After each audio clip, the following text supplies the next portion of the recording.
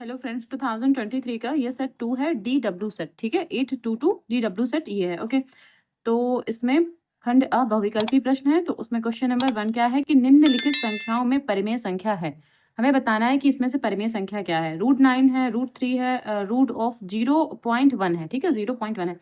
और यहाँ पर क्या है 0.1011001110। ठीक है, तो इसमें से परिमेय संख्या क्या है, √9 जो है परिमेय संख्या है। क्यों? क्योंकि √9 का रूट ऑफ हम निकाल सकते हैं। यानी कहने का मतलब ये है कि अगर हम √9 का रूट ऑफ निकालें तो कितना 3 आ जाएगा। ठीक है, तो ये एक परिमेय संख्या है, इसको परिमेय संख्या बोलेंगे।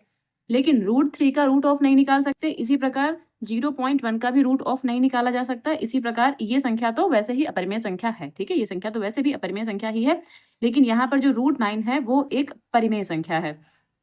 तो इसका ए ऑप्शन सही हो जाएगा, क्या, √9। ठीक है, नंबर 2 है कि रैखिक समीकरण युग्म x + y = 10 और x - y = 4 का हल होगा।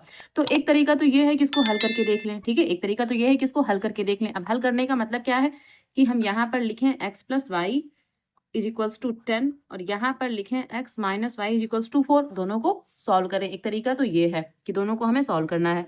ठीक है, तो कैसे, इनको कट कर देंगे आपस में और यहाँ क्या 2x बराबर यहाँ पर कितना 14 हो जाएगा, तो x बराबर 7। तो यहाँ x का मान निकला। अब किसी एक समीकरण में मान रखते हैं, यानी कि x + y = 10। तो यहाँ पर x की जगह 7 रख देंगे तो y का मान निकल के आ जाएगा। तो फिर y बराबर कितना 10 - 7, तो y का मान कितना 3 आ जाएगा। तो एक तरीका तो ये है कि इसको हम नॉर्मली सॉल्व करें और सॉल्व करके वैल्यूज निकालें कि x का मान 7 और y का मान कितना 3 आ रहा है। अच्छा, दूसरा तरीका इसका क्या है, दूसरा तरीका ये है कि जो ये वैल्यूज दे रखी है ना उनको देखकर पता करें। तो कैसे पता करें, अगर x + y का मान 10 है, ठीक है, तो यहाँ पर ऐसी कोई संख्या हो जिसका x + y का मान 10 आना चाहिए। तो अगर हम 5 में 2 जोड़ेंगे 10 नहीं आ रहा, 7 आ रहा है, तो ये भी गलत है। अगर 7 में 3 जोड़ेंगे, भाई x + y को 10 बनाना है ना, तो 7 में अगर 3 जोड़ेंगे 10 बन जाएगा। तो यही देखिए, यही वाला ऑप्शन सही हो रहा है, क्योंकि 7 में जैसे 3 जोड़ते हैं 10 बन रहा है। यहाँ 7 और -3, तो 7 में अगर -3 करेंगे तो 4 बन रहा है, लेकिन हमें ऐसा तो नहीं करना है क्योंकि यहाँ माइनस का निशान लगा हुआ है। तो यहाँ x + y 10 लेना चाहिए था। अगर 7 और यहाँ प्लस होता तो ये बन जाता जैसे कि ये था। हालांकि दो ऑप्शन तो एक जैसे नहीं देंगे। ठीक है, तो ये भी गलत हो गया। यहाँ -7 और -3, -7 और -3 को जोड़ेंगे तो माइनस का 10 बनेगा, 10 नहीं बनेगा। तो यहाँ एक तरीका तो ये भी है कि देख कर ही सॉल्व कर सकते हैं। अच्छा, ये इक्वेशन तो सेटिस्फाइड हो रही है क्या, ये इक्वेशन भी इससे सेटिस्फाइड हो रही है। तो यहाँ अगर हम 7 रखेंगे, यहाँ अगर हम 3 रखेंगे, तो 7 में जैसे 3 घटाएँगे तो यहाँ कितना बचेगा, 4 बचेगा। ठीक है, तो इससे दोनों ही इक्वेशन सैटिस्फाइड हो रही हैं, तो ये ऑप्शन सही हो जाएगा। तो बिना आप इसको सॉल्व करे भी सिर्फ ऑप्शन देखकर भी टिक कर सकते हैं इस क्वेश्चन को। ठीक है, अब इसका 3 नंबर है, क्या, कि बिंदु 5 और 9 की y अक्ष से दूरी। तो जब भी हमें y अक्ष से दूरी पूछता है तो हम x अक्ष वाला बिंदु बताते हैं, और जब भी हमें x अक्ष से दूरी पूछता है तो हम y अक्ष वाला बिंदु बताते हैं। ठीक है, तो y अक्ष से दूरी हमारी क्या हो जाएगी, 5 मात्रक। ठीक है, तो इसका जो ये सी ऑप्शन है, ये 5 मात्रक, ये सही हो जाएगा। फिर नंबर 4 है कि एक समद्विबाहु समकोण त्रिभुज, समद्विबाहु समकोण त्रिभुज, ठीक है, समकोण त्रिभुज तो है ही है, साथ ही वो समद्विबाहु त्रिभुज भी है, कि एक भुजा, ठीक है, एक भुजा इन्होंने दे रखी है 5√2 सेंटीमीटर। तो इसके कर्ण की लंबाई होगी, हमें कर्ण की लंबाई निकालना है। अब इसमें समझिए कि जैसे मान लीजिए इन्होंने हमको ये कहा है कि ये कौन सा त्रिभुज है, समद्विबाहु समकोण त्रिभुज।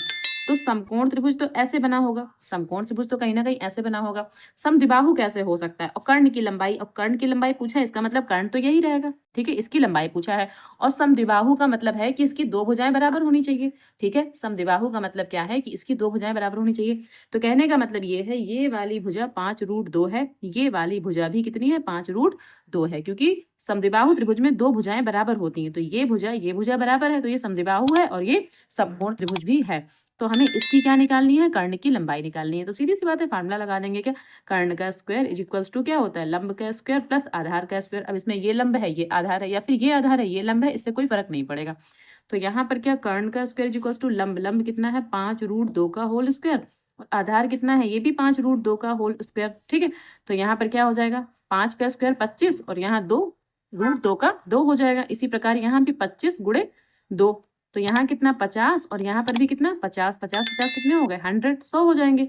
और यहाँ k का स्क्वायर था, तो फिर k बराबर कितना, √100, इसका मान हो जाएगा 10। ठीक है, तो जो हमारा आंसर आ रहा है इसका चौथे का, फिर ये ए ऑप्शन सही हो रहा है, क्या, 10 सेंटीमीटर। ओके, पांचवा है sine square 18 minus cos square 72 का मान होगा। अच्छा, इन सवालों का आंसर मुझे लगता है आप देख कर भी बता सकते हैं कि इसका आंसर 0 आएगा। ठीक है, इसका आंसर 0 आएगा। क्यों 0 आएगा?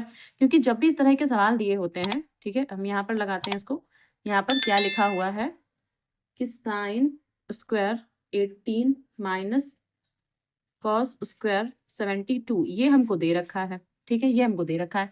तो हम किसी एक की वैल्यू चेंज करेंगे और हम फार्मूला जानते हैं कि साइन 90 माइनस थीटा क्या हो जाता है? Cos theta. ये फार्मूला होता है कि sine 90 minus theta equals to cos theta.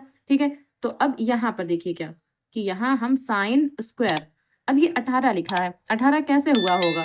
90 minus 72, अगर हम 90 में से 72 घटाए होंगे तब तो ये 18 बना होगा, सीधी सी बात है। तो 18 को क्या लिखेंगे? 90 माइनस 72। ठीक है, बस। और साइन तो ऐसे लिखा रहेगा, माइनस यहाँ क्या कॉस स्क्वायर 72। ठीक है, यहाँ क्या कॉस स्क्वायर 72। तो अब साइन 90 माइनस थीटा, ठीक है, ये साइन, ये 90 माइनस थीटा, इस फार्मूले से जाएंगे। साइन 90 माइनस थीटा क्या होता है? Cos theta. तो यहाँ sine 90 minus theta cos theta, तो थीटा का मतलब क्या? 72। यहाँ स्क्वायर है तो यहाँ पर भी स्क्वायर लगा देंगे। माइनस कॉस स्क्वायर 72, ये वाला तो ऐसे ही लिखा रहा है, इसको चेंज हमने नहीं किया। अब ये आपस में कैंसिल हो जाएंगे, आंसर क्या आ जाएगा? 0। ठीक है, तो इस तरह के सवाल मुझे लगता है आप देखकर भी कर सकते हैं। अब सपोज कीजिए ये सवाल अगर ऐसे लिखा होता कि साइन स्क्वायर 18 डिग्री और अपॉन में क्या कॉस स्क्वायर 72, तो इसका आंसर क्या आएगा? 1 आएगा। ठीक है, क्योंकि जब बटे में संख्याएं होती हैं ऊपर नीचे तो वो कैंसिल हो जाती हैं, तो उसका आंसर 1 आ जाता है। लेकिन अगर यहाँ माइनस या प्लस में दिया होता है, ठीक है, अगर माइनस में दिया होता है तभी 0 आता है, अगर प्लस में होगा तो जुड़ के 1 हो जाएगा इसका आंसर। ठीक है, ओके। अब देखिए, तो इसका तो फिर पांचवे का ये बी ऑप्शन सही हो जाएगा। अब नंबर 6 है किसी धनात्मक समपूर्णांक p के लिए, ठीक है, किसी धनात्मक समपूर्णांक p के लिए प्रत्येक धनात्मक विषम पूर्णांक का रूप होगा। अच्छा, ये जब भी हम सवाल लगाते हैं कि कोई अगर धनात्मक पूर्णांक है उसके विषम पूर्णांक का रूप क्या होगा, तो हम जानते हैं कि 2p+1, हम लोग सवाल जब लगाते हैं तो उसमें यही लेते हैं। ठीक है, या फिर 2x+1, 2p+1 या 2x+1 कुछ भी ले सकते हैं। फिर यहाँ पर क्या 2x+3 और 2x+5 इसी प्रकार लेते हैं, लेकिन हमें x की जगह क्या बोला है? p लेने के लिए। तो विषम पूर्णांक के लिए हम क्या लेंगे? 2p+1। ठीक है, सिर्फ एक ही पूछा था इसलिए एक ही बताएंगे, 2p+1। अगर और पूछते तो क्या बताते? 2p+3, 2p+5। तो ये विषम पूर्णांक का रूप होता है किसी धनात्मक p पूर्णांक के लिए। ठीक है, तो इसका फिर छठवें का ये डी ऑप्शन सही हो जाएगा, क्या 2p+1। ओके। अब नंबर 7 है यदि संख्याओं 7, 8, x, ठीक है, बीच में x है, फिर 11 और 14 का माध्य जो है वो x है। ठीक, इनका माध्य भी x दे रखा है और बीच में भी एक x हमें दे रखा है, तो x का मान ज्ञात करना है। ठीक, तो हम जानते हैं, ठीक है, यहाँ इस तरफ लगाते हैं सवाल यहाँ से, कि हम जानते हैं कि समांतर माध्य बराबर क्या होता है? समांतर माध्य, समांतर माध्य का फार्मूला क्या होता है? पदों का योग, ठीक है, पदों का योग बटे पदों की संख्या। और ये फार्मूला मुझे लगता है सभी लोग ने पढ़ रखा है कि समांतर माध्य बराबर पदों का योग बटे पदों की संख्या। तो समांतर माध्य हमको ऑलरेडी x दे रखा है, समांतर माध्य तो हमको ऑलरेडी x गिवन है ना, और पदों का योग हमारे पास पद कौन कौन से हैं? पहला 7 है, फिर 8 है, फिर x है, फिर 11 है, फिर 14 है, ये पद है हमारे पास। ठीक है, ये x बना हुआ है यहाँ पर। ओके, 7, 8, x, 11 और 14, ये 14 है। अच्छा, अब ये टोटल टर्म है कितने? तो टोटल टर्म 5 ही तो है ये, तो यहाँ अपॉन में 5 लिखा जाएगा। ओके, पदों की संख्या क्या 5 हो जाएगी, तो 5 की x से हम गुणा करेंगे तो यहाँ क्या हो जाएगा? 5x बराबर, अब 7 में 8 जोड़ेंगे तो 15, 15 में 11 जोड़ेंगे तो 26, और 26 में अगर हम 14 जोड़ेंगे तो 40। यहाँ पर हमारा 40 आ रहा है, और ये जो x लिखा हुआ ये नहीं जुड़ेगा, ये प्लस x ऐसे ही लिख दिया जाएगा। ठीक है, ये x नहीं जुड़ेगा, इसको प्लस x ऐसे ही लिख देंगे।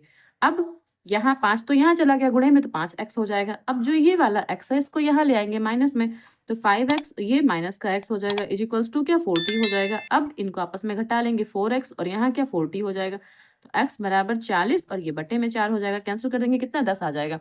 तो कहने का मतलब ये है कि इसका जो ये नंबर 7 का बी ऑप्शन सही हो रहा है, क्या 10। ठीक है, जो x का मान आ जाएगा वो 10 आ जाएगा। अब क्या है नंबर 8 है यदि द्विघात समीकरण ax² + bx + c = 0 के मूल समान है। अब हमें क्या बोला? इसके मूल समान है तो c का मान ज्ञात कीजिए। यहाँ पर जो ये c दिख रहा है इसका हमें मान ज्ञात करना है, तो सीधा सा सवाल है, मुझे नहीं लगता इसको लगाने में किसी को कोई दिक्कत आई होगी शायद। तो इसमें क्या है, हमारे पास एक इक्वेशन दे रखी है ax² + bx + c = 0। अब जब मूल समान होता है तो डिस्क्रिमिनेंट t क्या होता है? डिस्क्रिमिनेंट d को हम कैसे डिनोट करते हैं? B square minus 4ac is equals to 0। भाई डिस्क्रिमिनेंट जो होता है, विविक्तर जो होता है, डी की वैल्यू हम ऐसे ही तो रखते हैं, B square minus 4ac is equals to 0। ठीक है, ये वैल्यू हम रखते हैं। तो यहाँ से क्या बी, अच्छा यहाँ पर देखिए बी की जगह बी ही है, 4 तो लिखेंगे ही, ए की जगह ए है, सी की जगह सी है, तो हमें कोई वैल्यूज पुट नहीं करनी है, सिर्फ इस सी का मान निकालना है। तो सीधी सी बात है, क्या करेंगे, यहाँ पर -4ac तो ऐसे ही लिखा रहेगा, ये बराबर 0, और जो बी स्क्वायर है उसको वहां ले जाएंगे तो क्या हो जाएगा, माइनस का बी स्क्वायर। ठीक है, ये जो बी स्क्वायर है यहाँ जाएगा तो क्या हो जाएगा, माइनस का बी स्क्वायर। तो 4ac, ये -4ac, और यहाँ क्या, माइनस का बी स्क्वायर। भाई 0 हटा देंगे तो माइनस से माइनस कैंसिल हो जाएगा। इससे क्या, अब हमें सी का मान निकालना है, तो सी तो यही रहेगा, फिर बी स्क्वायर और जो कि 4a है ना, ये अपॉन में आ जाएगा, इसको अपॉन में ले आएंगे। ठीक ठीक है, तो इसका 8वें का फिर ये डी ऑप्शन सही हो रहा है, बी स्क्वायर अपॉन 4a। ठीक, अब क्वेश्चन नंबर 9 है, ये दिए गए चित्र में जो चित्र बना हुआ है, यदि AD, तो AD यहाँ है, ये x+3 दे रखा है, फिर BD और BD, ये BD दे रखा है, ये 3x+19 है। उसके बाद AE, तो AE इतना पोर्शन ये x दे रखा है, सिर्फ यहाँ से यहाँ तक। उसके बाद BC, तो BC शायद ये है, BC, ओके, तो BC हमें दिया हुआ है 3x+4। अच्छा यहाँ पर ये गलत लिखा हुआ है, यहाँ BC लिखा हुआ है। ठीक है, BC है 3x+4, लेकिन ये BC की जगह EC है। ठीक है, EC जो है वो 3x+4 है, क्योंकि इस चित्र में बना हुआ है, तो यहाँ B ना होकर के E होना चाहिए था, ये मिसप्रिंट छपा हुआ है, तो EC जो है वो 3x+4 है। अब हमें क्या पूछा है कि DE, अच्छा पूछा नहीं, ये इन्होंने कहा है कि DE, जो ये DE है वो इस BC के पैरेलल होना चाहिए। ये दोनों जो रेखाएं हैं आपस में पैरेलल हैं, समांतर हैं, तो x का मान ज्ञात कीजिए। तो फिर जो ये x है ना, सभी जगह जो ये x है, वो उस x की वैल्यू क्या हो सकती है, ये इन्होंने पूछा है। तो बस हम जानते हैं कि जब भी दो त्रिभुज, ठीक है, दो त्रिभुज होते हैं और वो आपस में समांतर रेखा के तौर पर बनाते हैं, ठीक है, ये कह सकते हैं कि जैसे ये त्रिभुज है हमारे पास AB, यहाँ D है, एक मिनट, यहाँ D है और यहाँ पर B है, यहाँ C है, यहाँ E है, ऐसा कुछ बोला है हमको। तो अब अगर ये रेखाएं समांतर हैं आपस में, तो हम क्या कहेंगे कि AD, ठीक है, अब बटे में DB, या फिर BD भी लिख सकते हैं, AD बटे BD इज इक्वल्स टू क्या होगा, AE, और बटे में क्या होगा, EC। ठीक है, ये हम लिख सकते हैं कि जो उनके अनुपात होते हैं, ठीक है, वो अपॉन में आ जाते हैं, तो ये हम लिख लेंगे। तो AD का मान हमको पता है। अब यहाँ देखिए, ये AD का मान x+3 है, तो यहाँ से क्या लिखेंगे, x+3 इस AD की जगह, और बटे में क्या BD है, तो BD की जगह 3x+19 19 लिखेंगे, बराबर AE का मान हमारा कितना है, ये x लिखा हुआ है, यहाँ x लिखेंगे और बटा में कितना लिखेंगे, ये EC, तो EC क्या है, 3x+4 है, तो यहाँ पर 3x+4 लिखेंगे। ठीक, अब इसको सॉल्व करेंगे, यानी इसकी यहाँ गुणा करेंगे और इसकी गुणा यहाँ करेंगे, फिर इसको सॉल्व करेंगे। कैसे करेंगे, तो सबसे पहले ये 3x+4 यहाँ ले जाते हैं, तो 3x+4 मल्टीप्लाई x+3, तो इन दोनों की आपस में क्या करेंगे, मल्टीप्लाई करेंगे, बराबर यहाँ x गुणे और यहाँ इसकी मल्टीप्लाई करेंगे, क्या 3x+19, यहाँ इन दोनों की मल्टीप्लाई करेंगे। ठीक, तो 3x की अगर हम x से करेंगे तो 3x² हो जाएगा, प्लस 3x की अगर हम 3 से करेंगे तो 3 दिया 9, 9x हो जाएगा, प्लस 4 की अगर x से करेंगे तो 4x हो जाएगा, और 4 की 3 से करेंगे तो 4 दिया 12। ठीक है, आई होप ये गुणा वाला रूल सबको पता है कि पहले पहली संख्या की इन दोनों से गुणा करते हैं और यहाँ लिखेंगे, फिर दूसरी संख्या की भी इन्हीं दोनों से गुणा करते हैं और यहाँ लिखते हैं। ठीक है, अब यहाँ क्या, यहाँ ये पूरा ब्रैकेट में है भाई, ये x+19 ये पूरा ब्रैकेट में है, तो जो ये x है, x की भी इन दोनों से गुणा होगी, तो 3x की पहले x से करेंगे तो 3x² हो जाएगा, और इस x की अब 19 से करेंगे तो क्या हो जाएगा, 19x। ठीक है, यहाँ पर 19x लिखेंगे। अब 3x² दोनों आपस में कैंसिल हो जाएंगे क्योंकि एक जैसे टर्म है।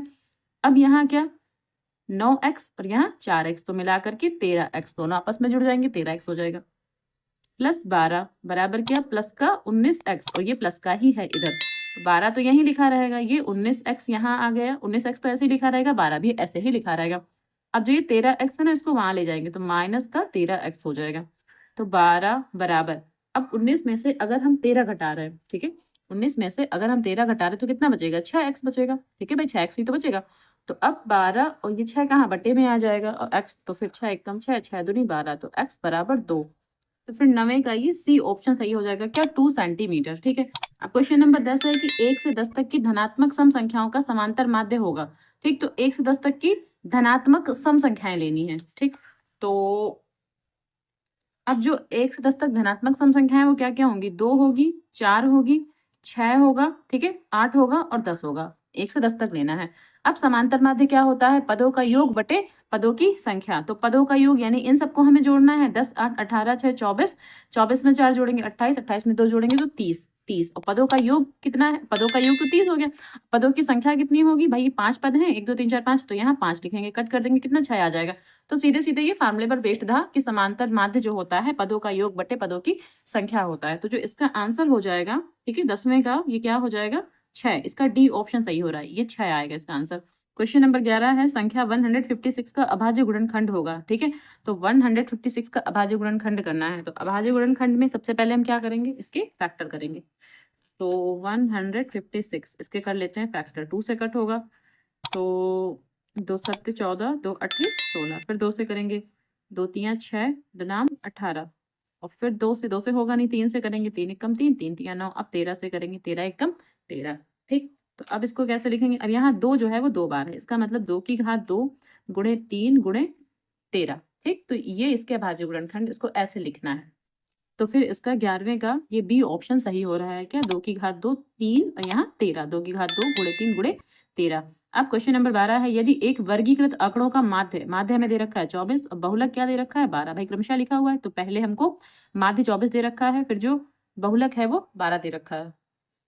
इसका माध्यक है, तो हमें माध्यक ज्ञात करना है। तो माध्यक का फॉर्मूला लगाएंगे, क्या फॉर्मूला होता है कि 3, ठीक है, 3 माध्यक बराबर क्या? 2 माध्य प्लस बहुलक, ये फार्मूला होता है। तो 3 माध्यक तो ऐसे ही लिखा रहेगा क्योंकि माध्यक ही हमको फाइंड आउट करना है। 2 इंटू माध्य, और माध्य हमें दे रखा है 24 और बहुलक हमको दे रखा है 12। तो 24 की 2 से गुणा करेंगे 48 आ जाएगा और यहाँ क्या 12। अब इन दोनों को आपस में जोड़ेंगे तो कितना हो जाएगा? ये 60 हो जाएगा। तो जो ये माध्यक के आगे 3 लिखा हुआ है, ठीक है, जो माध्यक के आगे 3 लिखा हुआ है, 3 कहाँ आ जाएगा? बटे में आ जाएगा। तो कट कर देंगे, कितना 20 आ जाएगा। तो जो इसका आंसर आ रहा है, ठीक है, 12वें का जो ये बी ऑप्शन है 20, ये सही हो जाएगा इसका, ठीक। तो अब इसका क्वेश्चन नंबर 13 लेते हैं। यदि रैखिक समीकरण युग्म 2x + 3y = 5, उसके बाद है 4x + ky = 10 के अपरिमित रूप से अनेक हल हैं, तो k का मान ज्ञात कीजिए। जब अपरिमित रूप से अनेक हल कहा है, इसका मतलब ये रेखाएं आपस में संपाती रेखाएं रही होंगी, ठीक है। संपाती रेखाओं में ही अपरिमित रूप से अनेक हल आते हैं। और इसका प्रतिबंध क्या बनता है? ठीक है, इसका प्रतिबंध देखिए क्या बनता है। इसका प्रतिबंध बनता है a1/a2, ठीक है, is equals to b1/b2 is equals to c1/c2। और ये कैसी रेखाएं बनती? संपाती। और संपाती रेखाएं कैसी होती? मान लीजिए एक रेखा ये है और दूसरी रेखा इसी के ऊपर, ठीक है, इसी के ऊपर ये छोटी सी रेखा बन गई, तो ये दोनों रेखाएं आपस में संपाती रेखाएं हैं। या फिर यूं कह सकते हैं, पहले कोई छोटी रेखा रही होगी, उसके ऊपर एक बड़ी रेखा उसी को बिल्कुल टच करती हुई निकल गई, ऐसे। तो ये रेखाएं आपस में संपाती रेखाएं होती हैं, ठीक। तो और इनका प्रतिबंध बनता है a1/a2 is equals to b1/b2 is equals to c1/c2, ठीक।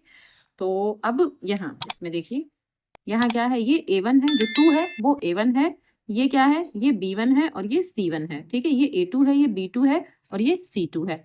तो बस किन्हीं दो को लेकर मान निकाल सकते हैं। तो यहाँ a1 की जगह लिखेंगे 2, ठीक है, और बटे में a2 की जगह क्या लिखेंगे? 4, ठीक है। यहाँ देखिए, इसमें यहाँ a1 की जगह 2 और a2 की जगह 4, अब b1 की जगह 3 और b2 की जगह k। तो यहाँ क्या लिखेंगे? 3/k और c1/c2, तो c1 की जगह 5 और c2 की जगह कितना? 10 लिखेंगे। यहाँ 5/10। तो अब 2 1 कम 2, 2 दूनी 4, यहाँ से भी कट कर सकते हैं, 5 1 कम 5, 5 दूनी 10। यहाँ देखिए बराबर आ रहा है, यहाँ पर भी बराबर, यहाँ पर भी बराबर, मतलब ये संपाती रेखाएं रही होंगी। अब किन्हीं दो को लेके, ठीक है, चाहे इन दो को ले ले या फिर इन दोनों को ले लें, इसको और इसको, या फिर इसको और इसको ले लें, के का मान निकालेंगे। तो हम इन दोनों को ले लेते हैं, तो k/3। अब k यहाँ चला जाएगा और 2 की गुणा यहाँ हो जाएगी। तो जब k की 1 से गुणा हो जाएगी k हो जाएगा और 3 की 2 से हो जाएगी तो 6 हो जाएगा। तो k का मान कितना? 6 आ जाएगा। तो फिर इसका 13वें का ये डी ऑप्शन सही हो जाएगा क्या? 6, ठीक। अब क्वेश्चन नंबर 14 है कि ABC और BDE दो समबाहु त्रिभुज इस प्रकार हैं, ठीक है, समबाहु त्रिभुज हैं दोनों और इस प्रकार हैं कि जो B है भुजा, जो D है जो भुजा BC का वो मध्य बिंदु है।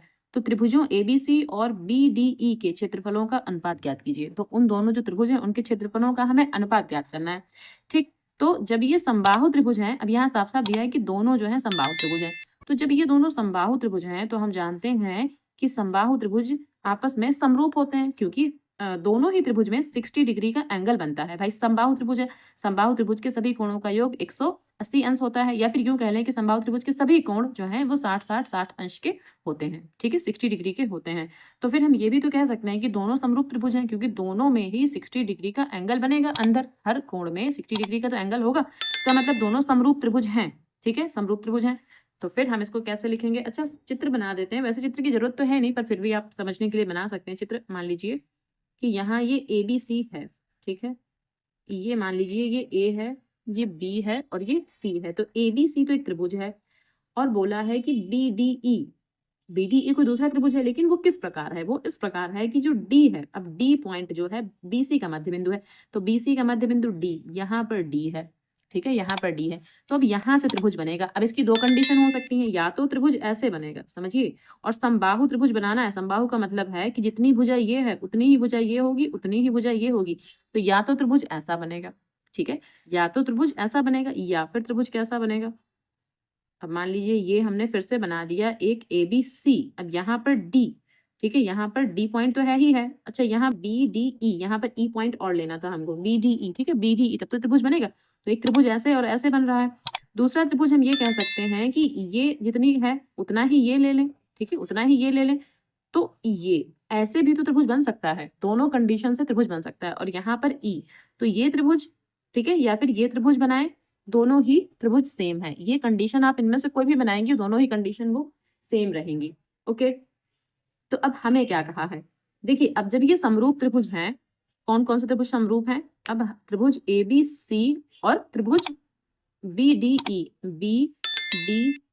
जब ये दोनों ही त्रिभुज समरूप त्रिभुज हैं, तो हम ये कह सकते हैं कि इनकी जो करेस्पॉन्डिंग साइड्स होंगे, ठीक है, जैसे ये इसका साइड है, अब इसका साइड है AB, ठीक है, इसका साइड रहेगा AB, तो हमें इसका साइड क्या लेना है? BD, इस वाले त्रिभुज का। जैसे इसका अगर AB लेना है साइड, तो इसका साइड हम BD लेंगे, तो AB बटा BD हो जाएगा, AB बटा BD का होल स्क्वायर। और ये फार्मूला होता है कि AB बटा BD का होल स्क्वायर, यानी कि जो साइड्स होते हैं उनका स्क्वायर एरिया के अनुपात के बराबर होता है। तो एरिया ऑफ किसका? ABC अपॉन में एरिया ऑफ किसका? BDE का ये फार्मूला होता है, ये आपने पढ़ रखा है, आपके पास थ्योरम है ये, ठीक है। तो अब AB, अच्छा, जब ये समबाहु त्रिभुज हैं, तो हम ये AB की जगह पर, ठीक है, यहाँ देखिए ये जो AB लिखा हुआ है, इसकी जगह पर हम इसको चेंज भी तो कर सकते हैं। अब जो ये BD है, हम BD को क्या लिख सकते हैं? यहाँ देखिए जी BD है, तो BD को लिख सकते हैं कि BC बटा 2, ठीक है। इस BD को क्या लिख सकते हैं? BC बटा 2। भाई BC का ये आधा ही तो है, तो BD को लिख सकते हैं BC बटा 2। और BC की जगह पर वापस से हम AB लिख सकते हैं। क्यों? क्योंकि जितना BC है उतना ही AB है, क्योंकि ये क्या है? समबाहु त्रिभुज हैं। इस वजह से यहाँ BC की जगह पर हम ये AB भी लिख सकते हैं। तो अब BD की जगह पर हम क्या लिख देंगे? वापस से AB, BC की जगह AB बटा 2, ठीक है, समझ में आया? AB बटा 2। तो यहाँ पर क्या, जहां पर ये, या फिर यूं कह सकते हैं कि ये अब 2 यहाँ ले जाते हैं गुणे में, ठीक, तो यहाँ क्या हो जाएगा? 2BD, तो बराबर क्या हो जाएगा? AB। तो AB की जगह अब हम क्या लिख देंगे? 2BD, ठीक है, यहाँ AB की जगह क्या लिखेंगे? 2BD, तो यहाँ हो जाएगा 2BD, और ये BD पहले से ही है यहाँ पर, इसका स्क्वायर, अब ये कैंसिल हो जाएंगे आपस में, तो बचेगा क्या? यहाँ 2 का स्क्वायर, भाई 2 है, 2 का स्क्वायर कितना हो जाएगा? 4, और यहाँ ये 1 है, तो बस अनुपात क्या हो जाएगा? 4:1, ठीक है, 4:1। ओके, तो इसका फिर ये 14वें का ये सी ऑप्शन सही हो रहा है, 4:1। अब क्वेश्चन नंबर 15 है कि cos A बराबर 7/25, तो tan A plus cot A का मान ज्ञात कीजिए। ठीक, cos A का मान हमको दे रखा है 7/25, और हमको क्या ज्ञात करना है? tan A plus cot A। अच्छा, जब हमको यहाँ पर cos A का मान दे रखा है 7/25, और हम जानते हैं कि ये होता है आधार बटा कर्ण, ठीक है, आधार बटा कर्ण होता है, तो हमें क्या निकालना पड़ेगा? लंब निकालना पड़ेगा। तो हम अपना पाइथागोरस में लगाएंगे, कर्ण का स्क्वायर बराबर आधार का स्क्वायर प्लस लंब का स्क्वायर, या लंब इधर कर दें आधार इधर कर दें, वो एक ही बात है।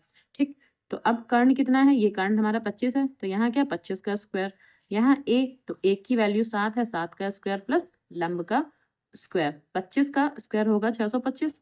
अब यहाँ 7 का स्क्वायर 49, प्लस यहाँ पर क्या हो जाएगा? L का स्क्वायर, 49 इधर आ जाएगा, तो 625 minus 49 is equals to L square.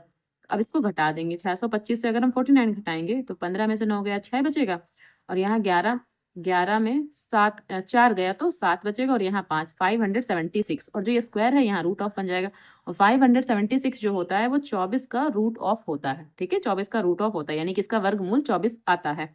Okay, तो एल हमने क्या निकाल लिया, 24, एल का मान हमने 24 निकाला। हमें क्या पूछा था, हमें पूछा है tan a plus cot A. ठीक है, tan a plus cot A पूछा है, तो यहाँ देखिए tan a plus cot A. अब tan a की वैल्यू क्या होती है, tan a बराबर होता है लंब बटा आधार। ठीक है, tan a बराबर होता है लंब बटा आधार। तो लंब हमने अभी भी निकाला है 24, और आधार हमारा कितना है, ठीक है, आधार हमारा कितना 7 है यहाँ पर। ठीक है, ये देखिए आधार हमारा 7 है, तो यहाँ क्या लिखेंगे 7 लिख देंगे। तो tan a का मान जो है वो 24/7, तो यहाँ क्या लिखेंगे 24/7, और कॉट का मान जस्ट इसका उल्टा होता है। ठीक है, जो मान आपका इसका होता है वो जस्ट इसका उल्टा होता है। क्यों, क्योंकि कॉट a का मान होता है आधार बटा लंब। ठीक है, आधार बटा लंब, तो अब आधार कितना 7 है और लंब कितना है 24 है, तो कॉट a के लिए क्या लिखेंगे 7/24। ठीक, तो अब ये दोनों तो अभाज्य संख्याएं हैं, यानी कि 7 की पहले इसका और इसका एलसीएम लेंगे, तो एलसीएम लेने का मतलब इन दोनों की सीधे मल्टीप्लाई कर दें क्योंकि अभाज्य संख्याएं हैं। तो 7 चौके 28 और 7 दूनी 14, 15, 16, 168, यहाँ तो 168 आ रहा है। अच्छा देखिए, जब यहाँ 168 आ गया है तो आपको इसमें कुछ करने की जरूरत ही नहीं है, क्योंकि अगर हम ऑप्शन की बात करें तो ऑप्शन में 168 सिर्फ यहीं पर है, तो इसका मतलब डी ऑप्शन सही हो जाएगा। लेकिन फिर भी आपको इसको हम पूरा कंप्लीट करके लगा के दिखाते हैं कैसे होना है ये। ठीक, तो 24 का जब 24 से गुणा करेंगे तो 576 आ जाएगा। भाई इसकी यहाँ गुणा होगी, इसकी यहाँ हो जाएगी, प्लस 7 के 7 से गुणा करेंगे 49 आ जाएगा। और जब इन दोनों को आपस में जोड़ेंगे ना तो 625 आ जाएगा, 625/168। तो ये आंसर आ रहा है हमारे पास, क्या इसका डी ऑप्शन 625/168। ओके, अब क्वेश्चन नंबर 16 है, यदि दो वृत्तों की त्रिज्याएं क्रमशः 4 सेंटीमीटर और 3 सेंटीमीटर है, तो दो वृत्तों की त्रिज्याएं हमको दे रखी है, इन वृत्तों के क्षेत्रफलों के योग के बराबर क्षेत्रफल वाले वृत्त की त्रिज्या ज्ञात कीजिए। यानी कि इन वृत्तों का जो क्षेत्रफल होगा उनका तो हम पहले योग करेंगे, सम करेंगे, फिर उसके बराबर जो क्षेत्रफल आएगा ना उसकी त्रिज्या हमें ज्ञात करनी है। ठीक है, तो यहाँ देखिए, यहाँ लगाते हैं साइड में। तो वृत्त का क्षेत्रफल क्या होता है 4/3 पाई r1 स्क्वायर प्लस 4/3 पाई r2 स्क्वायर, और ये किसके बराबर है, एक बड़ा जो क्षेत्रफल बनेगा, एक बड़ा जो गोला बनेगा या वृत्त बनेगा, ठीक है, उसके क्षेत्रफल के बराबर है। तो 4/3 पाई आर स्क्वायर, यहाँ हम सिर्फ इसको r मान लेंगे, जो एक बड़ा वृत्त बनेगा उसके लिए r मानते हैं, क्योंकि इन दोनों का जो क्षेत्रफल है वो एक बड़े क्षेत्रफल के बराबर है, उसकी त्रिज्या हमको ये वाला r ज्ञात करना है। तो कुछ ऐसा फार्मूला हम इसको बना लेंगे। तो 4/3, यहाँ पाई, यहाँ से कॉमन मिलेगा, यहाँ r1 स्क्वायर और यहाँ r2 स्क्वायर रह जाएगा अंदर, बाकी 4/3 पाई, 4/3 पाई दोनों से कॉमन मिला तो कॉमन ले लेंगे, बराबर यहाँ क्या है 4/3 पाई और यहाँ r स्क्वायर। अब 4/3 पाई ये पूरा पूरा कैंसिल हो रहा है, बचा क्या हमारे पास r1 का स्क्वायर प्लस r2 का स्क्वायर। तो r1 का स्क्वायर, अब यहाँ देखिए r का जो मान दे रखा है, भाई दो वृत्तों की त्रिज्याएं क्या है 4 है, यहाँ 3 है, तो यहाँ 4 का क्यूब, नहीं स्क्वायर, क्यूब नहीं स्क्वायर, ओके, और r, तो यहाँ 3 का स्क्वायर हो जाएगा, और यहाँ पर क्या है r का स्क्वायर है। ठीक, तो 4 का स्क्वायर क्या हो जाएगा 16, और 3 का स्क्वायर 9 हो जाएगा, और यहाँ क्या है r स्क्वायर, तो ये हो जाएगा 25। यहाँ r स्क्वायर जो है जब यहाँ से हटेगा तो यहाँ रूट ऑफ बनेगा, तो r बराबर कितना 5। ठीक, तो जो बड़ा जो वृत्त होगा, ठीक है, योग के बराबर क्षेत्रफल वाले वृत्त की त्रिज्या ज्ञात करनी है। ठीक, तो इसका क्या हो जाएगा 5 सेंटीमीटर। ठीक है, इसका आंसर होगा ए ऑप्शन सही हो जाएगा 5 सेंटीमीटर। अब क्वेश्चन नंबर 17 है कि द्विघात समीकरण x square minus 3x minus 10 बराबर 0 के मूल होंगे। तो मूल हम जानते हैं निकालना है, कैसे निकालते हैं। अब मान लीजिए हमारे पास ये समीकरण दे रखी है क्या, कि x square minus 3x minus 10 is equals to 0। अब 10 के ऐसे गुणनखंड करेंगे कि घटाने से, यहाँ माइनस को निशान लगाना, तो घटाने से कितना 3 आ जाए, तो क्या हो जाएंगे गुणनखंड है। तो अब 10 के गुणनखंड क्या होते हैं 5×2, और 5 में से अगर हम 2 घटाते हैं तो कितना बनता है 3 बन रहा है यहाँ पर। ठीक, तो यहाँ 3 की जगह क्या लिखेंगे 5 माइनस 2, 3 की जगह क्या लिखेंगे 5 माइनस 2, और यहाँ x लिख देंगे -10 और बराबर 0। ठीक है, तो फिर x स्क्वायर माइनस, और 5 का x से 5x हो जाएगा, और ये माइनस यहाँ लग जाएगा। अब माइनस और ये माइनस मिलाकर प्लस, और ये 2 की x से गुणा 2x हो जाएगा, -10 बराबर 0 ऐसे लिख देंगे। इन दोनों से x कॉमन ले लेंगे तो x -5 प्लस इन दोनों से 2 कॉमन ले लेंगे तो x -5, भाई 2 पंचे 10, तो यहाँ पर भी 5 हो जाएगा। यहाँ से x -5 और यहाँ से क्या x +2, x +2 बराबर में क्या 0 हो रहा है। तो यहाँ से x माइनस 5 बराबर 0 ये अलग हो जाएगा, x प्लस 2 बराबर 0 ये अलग हो जाएगा। तो x बराबर 0 और ये 5 वहां जाएगा तो प्लस बन जाएगा, x बराबर 0 और ये वहां जाएगा तो क्या बन जाएगा, माइनस बन जाएगा। तो x बराबर -2 और यहाँ x बराबर 5, यानी कि 2 हमारे मूल आ जाएंगे क्या, एक तो 5 और एक माइनस का 2। तो इसका जो ऑप्शन सही होगा -2 ये और यहाँ 5, तो 5 और -2 ये आंसर इसका सही।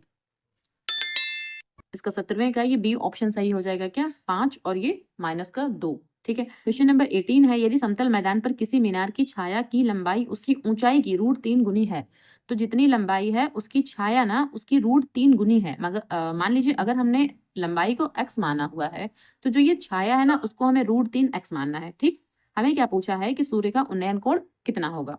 तो यहाँ पर इस सवाल को लगाते हैं कि ये मान लीजिए हमने छोटा सा चित्र बना लिया। अब ये कोई मीनार है और ये उसकी छाया है। अगर हम मीनार को x मानते हैं, मीनार की ऊंचाई को x मानते हैं, तो उसकी जो छाया है, ठीक है, उसको हम क्या मानेंगे, √3x। और हमें क्या ये थीटा एंगल पूछा है। तो अब ये थीटा एंगल पूछा है, ठीक है, तो ये क्या है, ये लंब है, ये आधार है। तो tan थीटा बराबर क्या हो जाता है, लंब बटे आधार। तो ये लंब है x और आधार क्या है, √3x। ठीक है, तो x से x हो जाएगा कैंसिल। तो यहाँ क्या बचेगा, tan theta is equals to 1/√3। अब tan में हम जानते हैं कि जो ये 1/√3 है ये किसकी वैल्यू होगी। तो tan में 1/√3 जो है वो tan 30 डिग्री की वैल्यू होती है। ठीक है, tan 30 डिग्री की वैल्यू होती है। तो इसका मतलब क्या है कि थीटा का मान कितना हो जाएगा, 30। आंसर क्या आ जाएगा, 30 डिग्री। ठीक है, तो इसका 18वें का ये सी ऑप्शन सही हो रहा है क्या, 30 डिग्री। ओके, अब क्वेश्चन नंबर 19 है, 19वां है कि 45 सेंटीमीटर ऊंचाई और 4 सेंटीमीटर व्यास वाले एक धात्विक ठोस बेलन को पिघला करके बनाए गए 6 सेंटीमीटर व्यास वाले ठोस गोलों की संख्या। ठीक, हमें गोलों की संख्या बतानी है कितनी होगी अगर 45 सेंटीमीटर ऊंचाई और 4 सेंटीमीटर व्यास वाले एक धात्विक ठोस बेलन को पिघलाया जाए। तो यहाँ पर क्या लगेगा कि गोलों का आयतन, ठीक है, गोलों का आयतन बराबर बेलन के आयतन के बराबर होगा। लेकिन कितने गोले, n गुणे गोलों का आयतन, क्योंकि हमें गोलों की संख्या पूछी ना, तो n गुणे गोलों का आयतन बराबर किसके, बेलन के आयतन। ठीक, तो लिखेंगे यहाँ पर कि n गुणे गोले का आयतन या गोलों का आयतन, क्योंकि ढेर सारे गोले निकलेंगे ना, तो n गुणे गोलों का आयतन बराबर क्या, 4 बराबर में बेलन का आयतन। ठीक है, बेलन का आयतन। तो n गुणे, अब गोले का आयतन क्या होता है, 4/3 पाई r क्यूब, ये होता है गोले का आयतन। और बेलन का आयतन क्या होता है, पाई r² h। ठीक है, तो यहाँ से पाई तो पहले कैंसिल हो रहा है। अच्छा, इसके लिए हम गोलों के आयतन के लिए r1 मानते हैं और बेलन के आयतन को हम r2 मानते हैं, क्योंकि दोनों ही त्रिज्याएं अलग अलग होंगी। ठीक, तो अब यहाँ बचा क्या हमारे पास, n गुणे 4/3 और यहाँ r1 की घात 3। अब यानी कि जो गोले की त्रिज्या है वो हमें यहाँ लिखनी है। तो यहाँ देखेंगे गोले की त्रिज्या क्या है, बेलन को पिघलाकर बनाए गए 6 सेंटीमीटर व्यास वाले ठोस गोले। तो लिखा है ना 6 सेंटीमीटर व्यास वाले ठोस गोले। तो जब 6 सेंटीमीटर व्यास है तो त्रिज्या कितनी हो जाएगी भाई, गोले की जो त्रिज्या हो जाएगी वो 3 हो जाएगी, क्योंकि 6 सेंटीमीटर तो व्यास दे रखा है, तो त्रिज्या आधी होती है। तो यहाँ पर कितना, 3 हो जाएगा। ठीक, 3 की घात 3।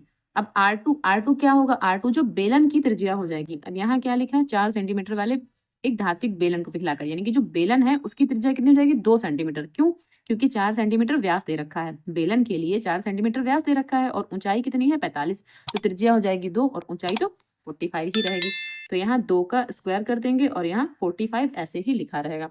ठीक, तो n गुणे 4/3 और यहाँ 3 को कितना बार लिखेंगे, 3 बार लिखेंगे।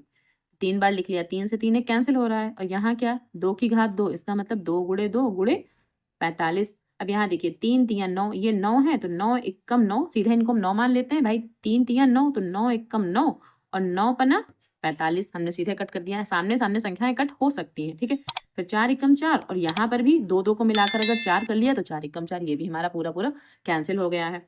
तो n बराबर कितना, यहाँ से तो कुछ नहीं बचा हमारे पास, यहाँ से सिर्फ 5 बचा, तो n का मान 5 आ जाएगा। क्योंकि ये ऑप्शनल क्वेश्चन होते हैं तो आपको जितनी जल्दी हो सकता है उतनी जल्दी इसको सॉल्व कीजिए। ठीक है, ओके, तो 19वां है, 19वें का ये बी ऑप्शन सही हो रहा है क्या, 5, यानी कि 5 गोले बनाए जा सकते हैं। अब क्वेश्चन नंबर 20 है, यदि एबीसी एक समबाहु त्रिभुज है, एबीसी एक समबाहु त्रिभुज है, ठीक है, और वो इस प्रकार है कि जो एडी है, कोई एडी रहा होगा, कोई एडी बिंदु होगा या कोई एडी लाइन होगी जो कि बीसी पर लंबवत है। यहाँ जो ये ऐसे निशान बना हुआ है ना, इसका मतलब लंबवत है। तो हमें एडी का स्क्वायर निकालना है। एडी का स्क्वायर किसके बराबर होगा और हमें किस टर्म में निकालना है? देखिए यहाँ डीसी है, सब जगह पर डीसी लिखा हुआ है, तो हमें डीसी के टर्म में निकालना है। एडी का स्क्वायर हमें डीसी के टर्म में निकालना है। ठीक, तो चलिए ये सवाल यहाँ लगाते हैं साइड में। अब मान लीजिए हमारे पास एक चित्र बना है छोटा सा, ये हमने बना लिया। ये है कोई समबाहु त्रिभुज और इसका नाम दे दिया हमने ए बी सी। ये समबाहु त्रिभुज है, इसका नाम हमने दे दिया ए बी सी। ठीक, अब वो इस प्रकार है कि जो एडी है, तो एडी तो यहाँ रहा होगा, ये ऐसे एडी, एडी ठीक है, डी बिंदु यहाँ है जो कि बीसी पर लंबवत है। तो ये बीसी पर लंब है भाई, जो एडी है वो बीसी पर लंब है, दिख रहा है हमें। अब जब ये समबाहु त्रिभुज है तो क्या होगा कि ये भुजा बराबर बराबर होंगी, क्योंकि ये लंब है यहाँ पर, तो ये भुजा बराबर बराबर होंगी और इसकी सभी भुजाएं बराबर होती हैं। समबाहु त्रिभुज की सभी भुजाएं बराबर होती हैं, तो हम कह सकते हैं कि ए बी, जो ए बी है वो बी सी के बराबर होगा, ठीक है, और जो ए सी है वो भी तो इस बी सी के बराबर हो जाएगा, यानी कि ए बी बराबर बी सी बराबर ए सी, सभी भुजाएं बराबर हो जाएंगी। लेकिन हमें क्या निकालना है? हमें निकालना है कि एडी का स्क्वायर, एडी का स्क्वायर किसके बराबर होगा और किसके टर्म्स में? डीसी के टर्म्स में। भाई डीसी सब जगह लिखा हुआ, मतलब डीसी के टर्म में निकालना है। तो डीसी कहाँ पर है? एडी तो ये है, हमें ये निकालना है, इसका स्क्वायर निकालना है। और किसके टर्म में निकालना है? डीसी, डीसी ये है, इसके टर्म में निकालना है। ठीक, तो अब ये देखें और ये देखें, इतने में देखते हैं। तो इतने में अगर हम देखते हैं तो हम पाते हैं यहाँ तो 90 डिग्री का एंगल बनेगा, क्यों? क्योंकि ये लंबवत है, तो यहाँ 90 डिग्री का एंगल बनेगा। फिर ये क्या है? ये कर्ण है, ये लंब है और ये क्या है? आधार है। ठीक, तो कर्ण का स्क्वायर बराबर लंब के और आधार के स्क्वायर के बराबर होता है। तो कर्ण हमारा अगर AC है तो क्या होगा? AC का स्क्वायर, ठीक है, AC का स्क्वायर ये कर्ण है, और किसके? AD के स्क्वायर प्लस DC के स्क्वायर के बराबर होगा। यही तो लिखेंगे भाई, ये AC का स्क्वायर AD के स्क्वायर और DC के स्क्वायर के बराबर होगा। हमें तो AD का स्क्वायर निकालना है, तो ये तो ऐसे ही लिखा रहेगा। अब जो ये AC है, ठीक है, अच्छा DC भी लिखा रहेगा, क्यों? क्योंकि DC के टर्म पे निकालना है, तो DC तो ऐसे लिखा रहेगा। लेकिन AC को चेंज करेंगे, AC को हम क्या लिख सकते हैं? अब AC को हम BC लिख सकते हैं भाई, क्यों? क्योंकि जो जितना AC है उतना BC है, तो AC की जगह पर सिंपली हम BC लिख सकते हैं, BC का स्क्वायर। ठीक, अब यहाँ पर क्या है? AD, तो AD तो ऐसे ही लिखा रहेगा क्योंकि AD की तो हमें वैल्यू ही निकालनी है। और यहाँ क्या है? यहाँ DC है, DC भी ऐसे ही लिखा रहेगा, ठीक है, ये DC भी ये ऐसे ही लिखा रहेगा। अब यहाँ क्या, जो ये BC है, अब BC को हम क्या लिख सकते हैं? अब यहाँ देखिए, ये पूरा BC है और BC जो है वो DC का कितना है? अगर हम DC का दुगना करते हैं तो वो BC ही तो कहलाएगा, यानी कि हम ये कह सकते हैं कि BC बराबर 2DC। ठीक है, जो BC है वो 2DC के बराबर है। ठीक है, जो ये BC है ना वो 2DC के बराबर, क्यों? क्योंकि ये और ये दोनों इक्वल हैं, इसका मतलब जो ये BC है वो 2DC के बराबर है। तो BC की जगह हम 2DC लिख सकते हैं, इसलिए BC की जगह लिखेंगे 2DC और इसका क्या? Whole square. और जो ये DC है इसको यहाँ माइनस में ले आएंगे, तो माइनस का DC स्क्वायर। और जो ये AD है, अभी AD यहाँ पर ऐसे ही लिखा रहेगा, ठीक है, AD यहाँ पर ऐसे ही लिखा रहेगा, ये वाला। तो यहाँ क्या हो जाएगा? 4DC स्क्वायर माइनस यहाँ DC स्क्वायर पहले से है, और बराबर ये जो AD स्क्वायर है ये ऐसे ही लिखा रहेगा अभी। ठीक, अब इनको आपस में घटा देंगे तो क्या हो जाएगा? 3DC स्क्वायर बराबर में क्या? AD square. तो यही हमारा इसका आंसर हो जाएगा, यानी कि ये ए ऑप्शन 20वें का, ये ए ऑप्शन सही हो रहा है क्या? 3DC square. ठीक है, आई होप मैंने आपको अच्छे से समझा पाया हो। ठीक है, अब खंड बा है विस्तृत उत्तरीय प्रश्न। तो इसमें नंबर 1 है कि सभी खंड कीजिए। ठीक है, तो 1 में है कि द्विघात समीकरण 4x square minus 6x plus 5 is equal to 0 का विविक्तकर ज्ञात कीजिए और फिर इसके मूलों की प्रकृति भी ज्ञात कीजिए। तो मुझे लगता है ये सवाल ना सभी लोग सॉल्व कर लेते होंगे, क्योंकि इसमें डिस्क्रिमिनेंट हमें डी निकालना है, उसके बाद जो मूल है वो कैसे मूल होंगे वो हमें उसके बारे में बताना है। ठीक है, तो सबसे पहले समीकरण ही नोट डाउन करते हैं। यहाँ पर आंसर नंबर 1, और 1 का हम डाल देते हैं का पार्ट। ठीक है, 1 का का पार्ट है और ये क्या है? ये खंड बा है, तो यहाँ खंड बा लिख लेते हैं कि खंड बा हमारा चल रहा है। ठीक है, खंड बा का आंसर नंबर 1 का पार्ट है ये। ओके, तो इसमें क्या है? सबसे पहले हमें द्विघात समीकरण पता है, तो द्विघात समीकरण है 4x square minus 6x plus 5 is equals to 0। ये द्विघात समीकरण है। ठीक, तो इसकी तुलना करेंगे, किससे तुलना करेंगे? ax square plus bx plus c बराबर 0 से तुलना करने पर, से तुलना करने पर, ठीक है। जब इन दोनों का कंपेयर करेंगे तो हमें क्या मिलेगा, a बराबर 4, b बराबर -6 और c बराबर कितना 5 मिलेगा। अब हमें क्या निकालना है, हमें इसमें डिस्क्रिमिनेंट d निकालना है, ठीक है, उसी को हम विवित्तकर बोलते हैं। तो d बराबर क्या, या फिर यहाँ एक बार लिख देते हैं हिंदी में भी, विवित्तकर, विवित्तकर, ठीक है। d विवित्तकर d क्या है, b स्क्वायर -4ac, हमें इसकी वैल्यू निकालना है कि क्या आएगा। तो b स्क्वायर यानी कि -6 का स्क्वायर, ठीक है, b की जगह -6 पुट करेंगे, -4 गुणे a का मान कितना है 4 है, तो यहाँ 4 रखेंगे, इंटू c का मान कितना है 5 है, तो यहाँ पर 5 लिखेंगे। 1 मिनट, यहाँ 5 लिखना है, ओके। c की जगह हमने 5 लिख दिया। अब 6 का स्क्वायर 36 हो जाएगा, और जो ये माइनस है जब इसका स्क्वायर करेंगे तो प्लस हो जाएगा, ठीक, तो यहाँ प्लस नहीं लिखेंगे। अब ये माइनस तो ऐसे ही लिखा रहेगा, 4 चौके 16 और 16 पंचे 80, तो यहाँ कितना हो गया 80 हो गया। अब 80 में से हमें कितना घटाना है 36, तो यहाँ आएगा 4, और यहाँ 7 में 3 गया तो भी 4 44 आ रहा है, लेकिन माइनस का 44 आ रहा है। जब ये माइनस का 44 है, इसका मतलब ये 0 से छोटी संख्या है, ठीक है, लेस देन 0, क्योंकि माइनस की संख्या हमेशा 0 से छोटी होती है, इसलिए क्या लिखेंगे लेस देन 0। तो जब ये छोटी संख्या है तो इसके मूल कैसे होंगे, इसके मूल अवास्तविक होंगे, यानी कि वास्तविक नहीं होंगे। और क्या होगा, और जितने भी मूल हैं वो असमान, यानी कि दो मूल जो आएंगे दोनों मूल असमान होंगे, और कैसे होंगे, वास्तविक नहीं होंगे। बस, तो हमें इतना लिखना था। अब हम क्या लिखेंगे कि अतः मूल कैसे होंगे, असमान तथा, ठीक है, मूल असमान होंगे तथा वास्तविक नहीं होंगे।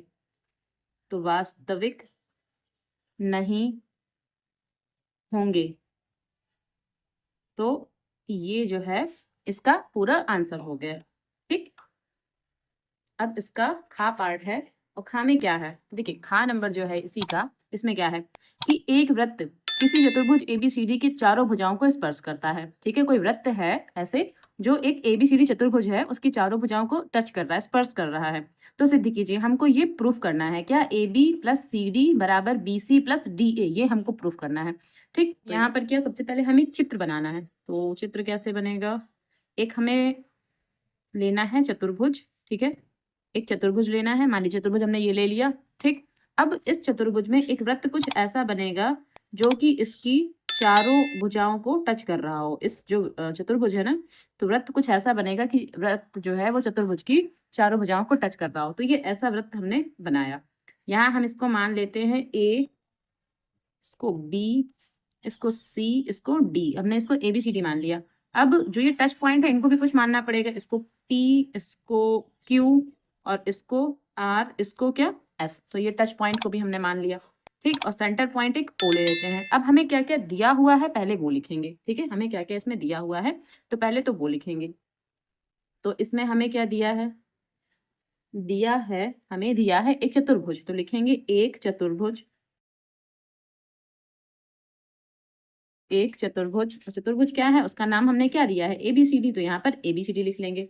और क्या दिया है, तथा एक वृत्त, एक वृत्त भी तो हमें पता है, एक वृत्त जिसका केंद्र, सेंटर पॉइंट जिसका क्या रहेगा O रहेगा, जिसका केंद्र O है, इतना तो हमको पता है। हमें सिद्ध क्या करना है, तो यहाँ पर वो भी लिख लेंगे, सिद्ध करना है, ठीक है। हमें क्या सिद्ध करना है, हमें करना है AB + CD = BC + DA, हमको ये सिद्ध करना है, ठीक है। ये जो लिखा हुआ है ये हमको सिद्ध करना है, ठीक। अब इसको हल कैसे करेंगे, यहाँ हल डाल लें या उत्पत्ति डाल लें, दोनों एक ही बात है, यहाँ हल डाल लेंगे।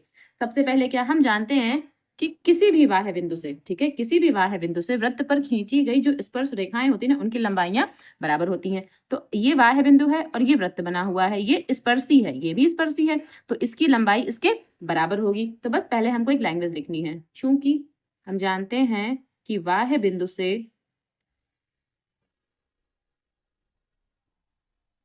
वृत्त पर खींची गई स्पर्श रेखाओं की लंबाई समान होती है, ठीक है, समान होती है। जब हम ये जानते हैं ठीक है, कि किसी भी बाह्य बिंदु से वृत्त पर खींची गई स्पर्श रेखाओं की लंबाई समान होती है तो हम ये लिख सकते हैं कि AP बराबर AS, इसी प्रकार DP बराबर DQ और BS बराबर BR, इसी प्रकार CQ बराबर CR। तो इसको लैंग्वेज में लिखेंगे एक बार हम, ठीक है। तो ये चित्र बना हुआ है, इसको अपना लैंग्वेज में लिखेंगे। कैसे लिखेंगे? लिखेंगे कि AP बराबर AS, ये इक्वेशन नंबर 1, ठीक है।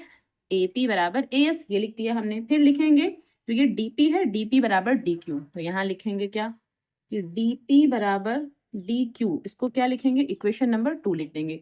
इसी प्रकार अब हम क्या लिखेंगे? CR, तो ये CR है, CR बराबर क्या? CQ, तो लिखेंगे CR बराबर CQ, ये इक्वेशन नंबर 3 हो गई। अब इसी प्रकार हम क्या लिखेंगे? BR, यहाँ पर देखिए ये जो BR है ये BR बराबर क्या? BS हो जाएगा, तो इसको भी लिखेंगे क्या कि BR बराबर में क्या? BS, और ये इक्वेशन नंबर क्या? 4 हो जाएगा। चारों इक्वेशन हो गई हमारी। अब हम चारों इक्वेशन को जोड़ेंगे। जोड़ने का मतलब क्या है कि लिखेंगे समीकरण first plus second plus third plus 4, ये चारों इक्वेशन हमने यहाँ पर इनको जोड़ना है, तो ऐसे दिखा दिया हमने इसको। अब चारों को जोड़ रहे हैं, इसका मतलब क्या लिखेंगे? AP plus DP plus CR plus BR, इधर वाली यहाँ जोड़ेंगे, बराबर का निशान लगा के इधर वाली इक्वेशन सारी यहाँ जोड़ेंगे, ठीक है। तो क्या लिखेंगे? AP plus DP plus CR plus BR is equals to, इधर भी जोड़ेंगे तो क्या? AS plus DQ plus CQ plus BS। तो यहाँ हमने इस तरफ लिखा और इनको जोड़ के इस तरफ लिखा, ठीक है। अब क्या? AP और DP, अच्छा यहाँ देखिए AP और DP मिला के क्या बन रहा है? ये AP है और ये DP है, तो AP और DP मिला के पूरा AD बन रहा है, ठीक है भाई। ये AP और DP मिला के पूरा AD ही तो बन रहा है, तो यहाँ पर क्या लिखेंगे? AD, यहाँ तो AD हो जाएगा। फिर प्लस अब CR और BR मिला के क्या बन रहा है वो देख लेते हैं। तो ये रहा हमारा CR और ये रहा BR, तो CR और BR मिला के BC बन रहा है पूरा। तो यहाँ पर क्या लिखेंगे? BC लिख देंगे, BC बराबर। अब यहाँ पर AS, अच्छा ये AS और BS पहले हमें एक पास करने पड़ेंगे, ठीक है। ये जो AS और BS है ये एक पास हमें करने पड़ेंगे, तो AS प्लस BS इनको एक पास लिखेंगे और इनको ना एक पास इधर लिखेंगे। यहाँ क्या? DQ और CQ, DQ और CQ इनको एक पास लिखेंगे। तो अब इससे क्या बनेगा? AS और BS मिला के देखते हैं, AS और BS मिला के क्या बनता है। तो यहाँ हमारा है AS और ये BS, तो AS और BS मिला के हमारा क्या बन रहा है? AB बन जाएगा। ये A से B तक है तो AB बन जाएगा, तो यहाँ क्या लिखेंगे? AB प्लस DQ और CQ मिला के क्या बन रहा है?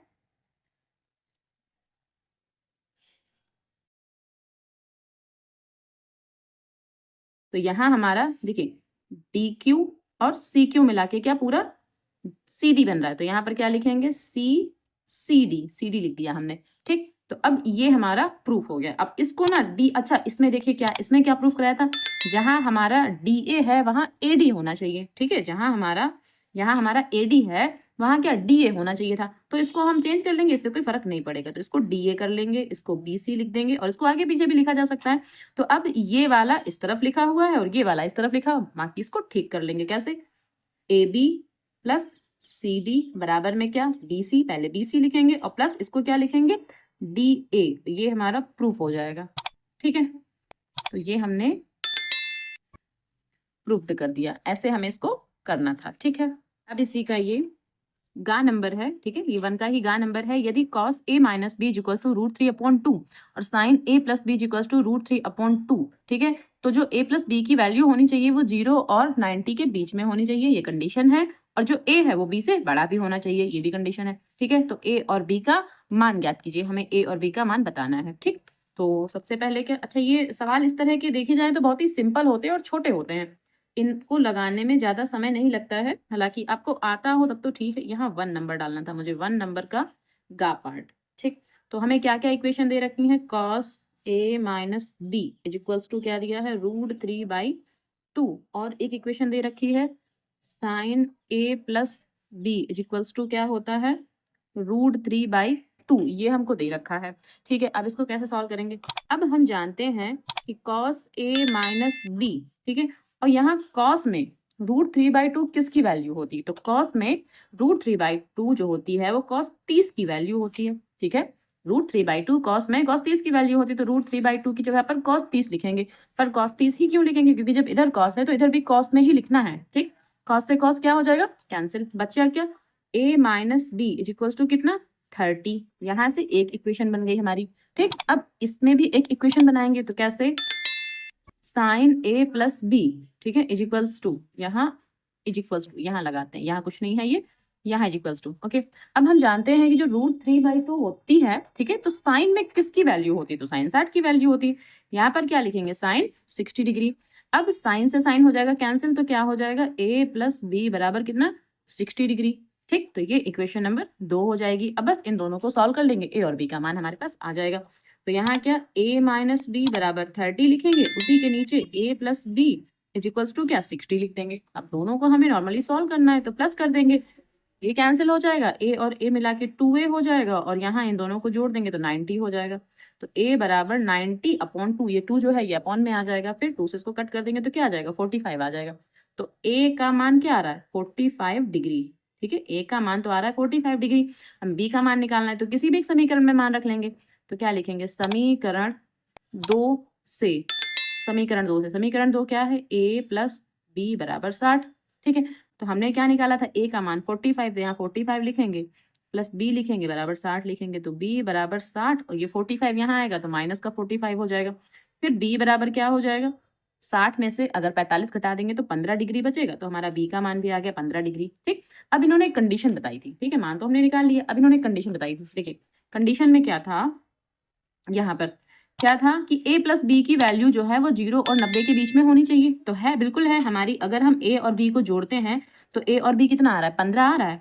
ठीक है, a और b मतलब a 45 है और b 15 है, तो a और b को अगर हम जोड़ते हैं तो 60 आ जाएगा। ठीक, तो 60 जो है वो 0 और 90 के बीच में ही तो है, तो पहली कंडीशन तो फुलफिल हो रही, सेटिस्फाइड हो रही है। दूसरी कंडीशन क्या है, जो a का मान है वो b से बड़ा होना चाहिए, तो ये कंडीशन भी सेटिस्फाइड तो हो रही है, क्योंकि जो a का मान है वो b से बड़ा ही तो है। तो यहाँ पर क्या लिखेंगे, अपनी लैंग्वेज लिखेंगे। सबसे पहले तो आंसर लिखेंगे, आंसर में क्या लिखेंगे, a बराबर 45 एंड b बराबर 15। ठीक है, ये लिख देंगे।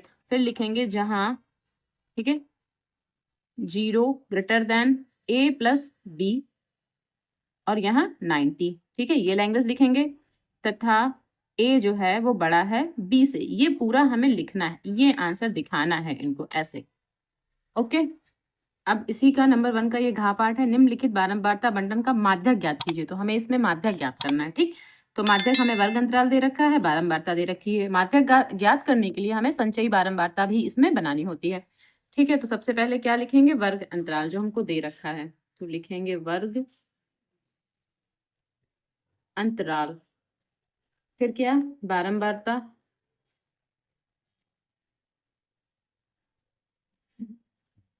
और यहाँ क्या, संचयी बारंबारता, संचयी बारंबारता। ठीक, हमें वर्ग अंतराल जो दे रखा है वो है 40 से 45, 45 से 50, फिर 50 से 55, 55 से 60, 60 से 65, ठीक है, और 65 से कितना 70, और 70 से क्या 75। ये तो हमें वर्ग अंतराल दे रखा है। अब बारंबारता जो हमें दे रखी है वो 2 है, फिर 3 है, यहाँ 8 है, फिर 6 है, फिर 6 है, फिर 3 है, फिर 2 है। ये तो बारंबारता हो गई। हमें क्या, संचयी बारंबारता बनानी है। संचयी बारंबारता कैसे, पहले 2 तो ऐसे ही लिखा रहेगा, 2 में 3 जोड़ेंगे तो 5, 5 में 8 जोड़ेंगे 13, 13 में 6 जोड़ेंगे तो कितना 19, और 19 में 6 जोड़ेंगे 25, 25 में 3 जोड़ेंगे 28, और 28 में 2 जोड़ेंगे तो कितना 30 हो जाएगा हमारे पास। अब इसको पहले स्केल से कंप्लीट करते हैं।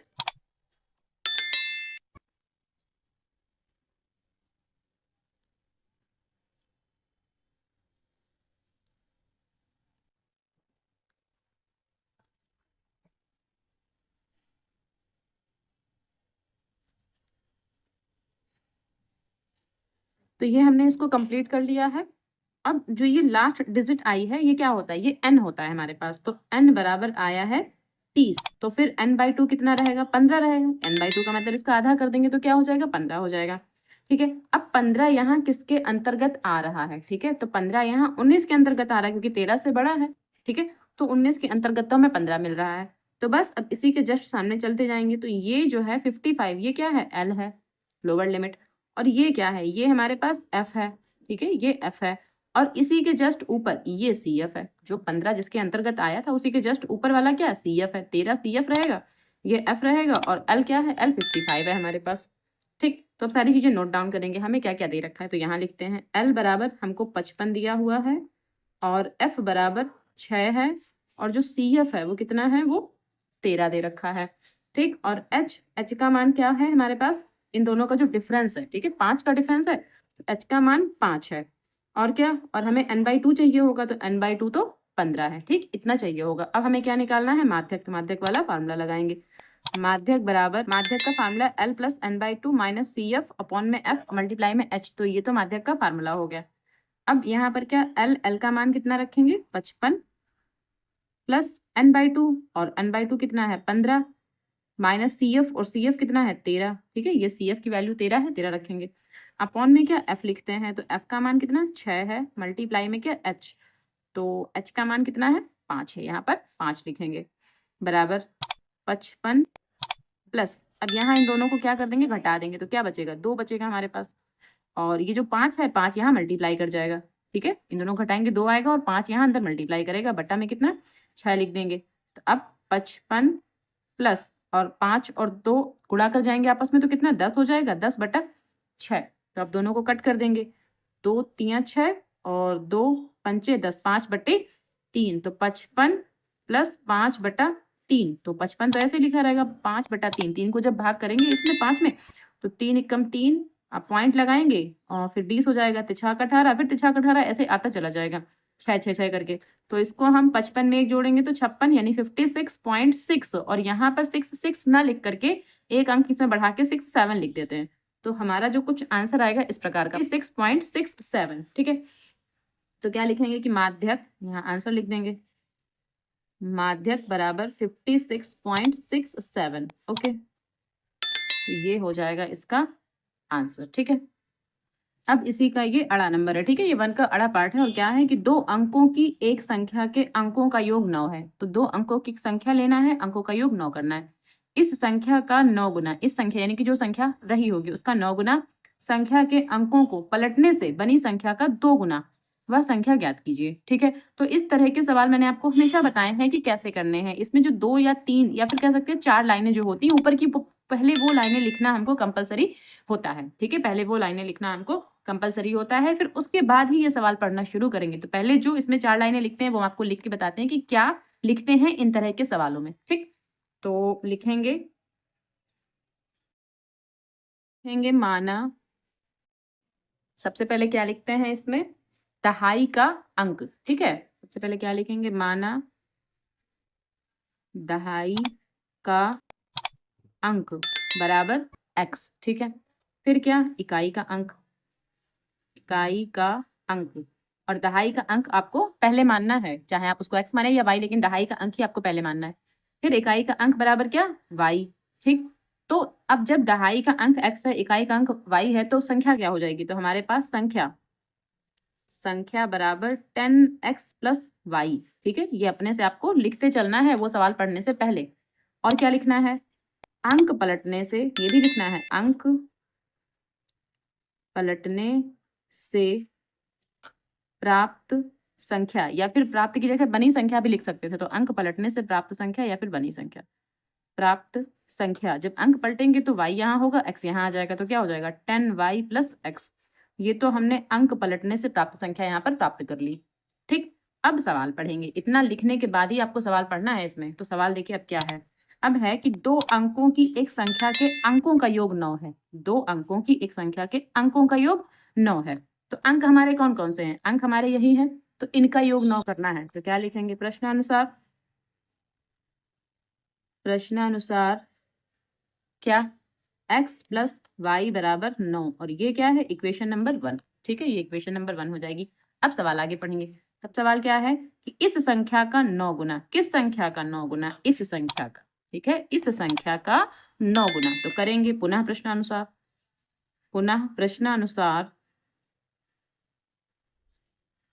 किसका 9 गुना, इस संख्या का 9 गुना।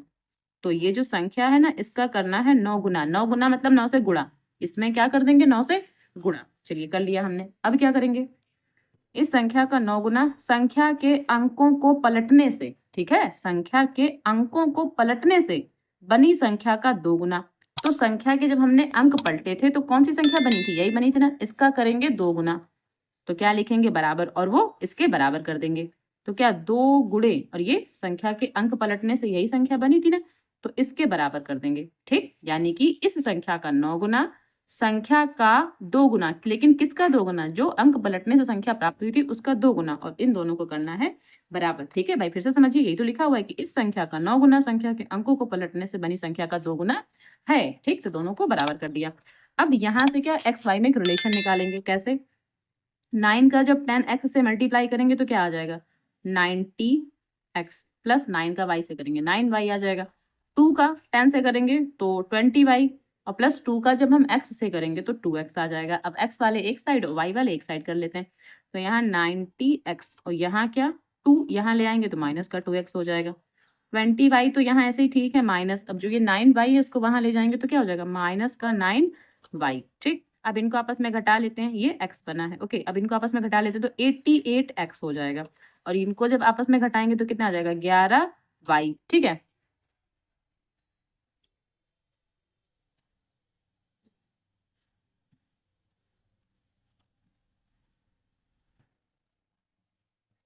अब जो ये 11 है ना, 11 से ये 88 कट हो जाता है, तो 11 से 88 कट कर देंगे, 11 एकम 11, 11 अठे 88, सामने सामने की संख्याएं कट हो सकती हैं, तो क्या आ जाएगा 8x बराबर y। तो हमारा आया 8x बराबर y, यानी कि y की जगह पर हम 8x रख सकते हैं। तो ये जो है इक्वेशन नंबर इसको 2 मान लेते हैं। तो जो y का मान है वो 8x हमने निकाला है, तो इसमें ना जहां y है वहां पर क्या रखेंगे, 8x रखेंगे। तो क्या लिखेंगे, समीकरण 1 से, और समीकरण 1 हमारी क्या है, x प्लस वाई बराबर 9। ठीक है, जहां y है वहां क्या रखेंगे, 8x रखेंगे, तो x प्लस 8x बराबर 9। और ये हम कहाँ से रख दिए हैं, समीकरण 2 से, तो यहाँ साइड में लिख देंगे कि समीकरण 2 से, यहाँ पर लिख भी देंगे। तो अब ये x, अच्छा ये x और 8x मिला के सीधा 9x, भाई ये 1x है, ये 8x है, तो सीधा कितना हो गया, 9x हो गया। तो ये 9 ऐसे लिखा रहेगा, तो फिर x बराबर 9 बटा, और ये 9 यहाँ लिख देंगे। ठीक, तो 9 वन जा 9, 9 वन जा 9, इसका मतलब x का मान तो हमने 1 निकाल लिया। x का मान जब हमने 1 निकाल लिया तो किसी भी एक समीकरण में मान रख देंगे। किसमें मान रखेंगे, समीकरण 2 से। तो क्या लिखेंगे, समीकरण 2 से, और समीकरण 2 हमारे पास क्या थी, y बराबर 8x, यही तो समीकरण थी, या x बराबर, या 8x बराबर y लिख दें, या y बराबर 8x लिख दें, वो एक ही बात है। तो y बराबर 8 गुणे, और x का मान कितना, 1 रखना है, 1 रख दिया, तो y बराबर 8 आ गया हमारे पास। x और y के मान तो आ गए, लेकिन अभी हमें सवाल यहीं पर नहीं छोड़ना है। क्यों, क्योंकि हमें क्या पूछा है, हमें तो संख्या पूछा है ना, कि वह संख्या क्या होगी। तो जो ये संख्या हमने बनाई थी ना, ये संख्या, इसमें मान रखना है, इसमें मान नहीं रख देना, इसमें मान रखना है। ठीक है, क्योंकि हमें संख्या पूछा है। तो अब हम क्या लिखेंगे, इसका आंसर यहाँ लिख देते हैं कि संख्या बराबर, संख्या बराबर, तो पहले लिखेंगे 10x प्लस वाई। ठीक है, पहले तो अपना यही लिखेंगे। अब 10 मल्टीप्लाई, और x का मान हमारा 1 आया तो 1 लिखेंगे, प्लस y का मान कितना आया, 8 आया तो 8 लिखेंगे। तो यहाँ 10 का जब 1 से गुणा करेंगे 10, और यहाँ जो 8 है वो ऐसे ही लिखा रहेगा। तो 10 और 8 मिला के 18, तो संख्या बराबर 18। ठीक, ये आंसर हो जाएगा। ठीक है, तो मुझे लगता है ये सवाल आप कर सकते हैं अगर आप इस तरीके से लगाएंगे। ये आप 4 लाइनें याद रखेंगे, उसके बाद ही आप सवाल पढ़ें। ठीक है, तो मुझे लगता है ये सवाल आप कर पाएंगे। ठीक, अब इसी का ये 4 नंबर है, 1 का ही ये 4 नंबर है, क्या निम्नलिखित आंकड़ों का बहुलक ज्ञात कीजिए। तो हमें इसमें क्या बहुलक ज्ञात करना है, वर्ग अंतराल दे रखा है, बारंबारता भी हमें दे रखी है। ठीक है, तो सबसे पहले वर्ग अंतराल लिखते हैं और बारंबारता लिख लेते हैं। तो वर्ग अंतराल हमें दे रखा है 0 से 10, 10 से 20, 20 से 30, 30 से 40, ठीक, और 40 से 50, यहाँ 30 लिखा है। ओके, 40 से 50, और 50 से 60, 60 से 70, और 70 से 80। ये तो हो गई वर्ग अंतराल। अब बारंबारता हमें दे रखी, यहाँ 7, यहाँ 14, यहाँ 13, यहाँ 12, यहाँ 20, यहाँ 11, यहाँ 15, और यहाँ पर क्या 8। ठीक है, ये तो हमें दे रखा है, ये वर्ग अंतराल और ये बारंबारता हो गई। तो इसको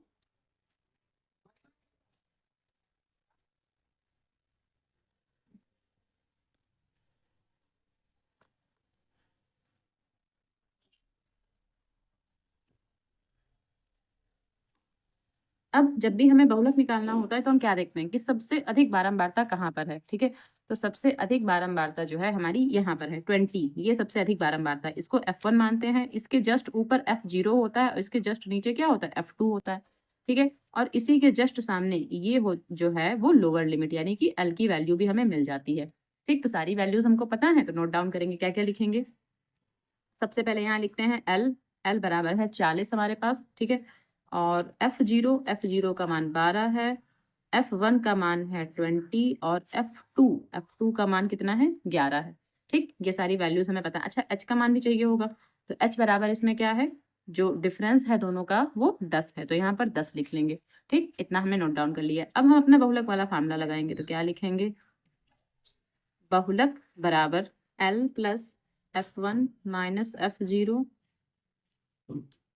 2F1 minus F0 minus F2, तो ये हो गया, और यहाँ मल्टीप्लाई में H, तो ये हो गया हमारा फार्मूला। अब मान रखेंगे L की वैल्यू कितनी है हमारे पास, 40 है, plus F1 minus F0, F1 20 है और F0 12 है, बटा 2 गुणे F1, और F1 का मान कितना है 20 माइनस फिर यहाँ 12, F0 का मान 12 है, ठीक है। और F2 का मान कितना है 11 है, तो यहाँ क्या माइनस में 11 और मल्टीप्लाई में H, तो H का मान कितना है यहाँ पर 10 है, यहाँ 10 लिख लेंगे, ठीक है।